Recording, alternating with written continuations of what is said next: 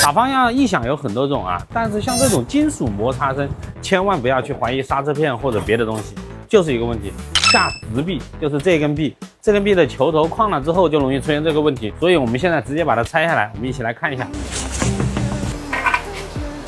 这里脱了，进水。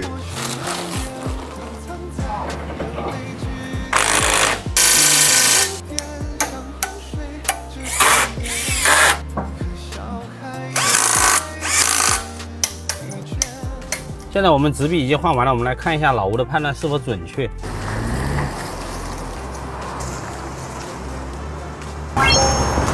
不管是奔驰还是宝马，只要是原地打方向有这种金属的摩擦声，都是下直臂损坏所导致，嘎吱嘎吱这种塑料件的响声。那么胶套可以单独换啊，而这种球头损坏啊，只能更换总成，所以大家一定要注意。如果说你的宝马还遇到了异响搞不定的，欢迎评论区给我留言，我来告诉你解决方法。